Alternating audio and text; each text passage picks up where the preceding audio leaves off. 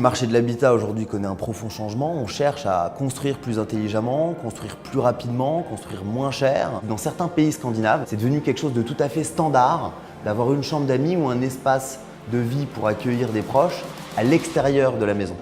C'est beaucoup plus facile aujourd'hui d'aller chercher des mètres carrés supplémentaires en améliorant ou en agrandissant sa maison plutôt qu'en déménageant. Le point de départ, ça a été le logement étudiant. Je tombe sur un article des Échos sur la pénurie de logements étudiants. Et je me dis, ce serait pas idiot d'arriver à proposer aux gens propriétaires de maisons avec jardin d'installer un studio de moins de 20 mètres carrés, donc sans permis de construire, et de générer un complément de revenu en le mettant en location. Fin 2013, on lance officiellement GreenCube. On fait 90 articles de presse, je crois. Le cabinet, ça fait pas 2 jours. On était assez contents. Et les gens nous disaient, c'est très esthétique, j'aimerais bien avoir ça dans mon jardin. Par contre, avoir un locataire qui traverse mon jardin, très peu pour moi, ça prend pas tellement parce que les gens sont assez réticents et finalement comprennent avant nous les bénéfices de l'offre de l'extension indépendante au fond du jardin. Et c'est là qu'on adapte un petit peu notre discours marketing. Le principal business, c'est les chambres d'amis.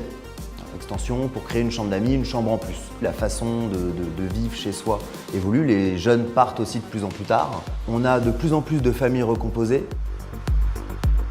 GreenCube, aujourd'hui ça permet d'agrandir sa maison de façon très simple. Donc des constructions qui vont de 11 à 30 mètres carrés, sans permis de construire, réalisées en 5 jours, vendues clé en main et 2 fois moins cher en moyenne que ce qu'on propose actuellement sur le marché. Tout propriétaire de maison avec jardin potentiellement peut correspondre à la cible de GreenCube. On démarre avec des commerciaux, ce qu'on appelle des indépendants, des agents commerciaux. Et ces commerciaux se déplacent chez les clients pour aller réaliser l'étude de faisabilité. Et on se rend compte qu'il y a des zones sur lesquelles on a énormément de mal à recruter. Donc on a internalisé la force de vente et surtout digitalisé la méthodologie de vente. En ayant une visualisation satellite du terrain, avec des applications, on arrive à mesurer très précisément le terrain, à réaliser l'implantation du studio, à visualiser le studio en 3D sur le terrain, tout ça en live, à présenter nos produits de façon beaucoup plus concrète avec des visites virtuelles, avec la possibilité de voir des vidéos, de montage, etc. Donc beaucoup plus de choses à montrer finalement que sur une vente physique. On est les seuls surtout à avoir réussi à digitaliser ce type de vente sur un panier moyen aussi élevé.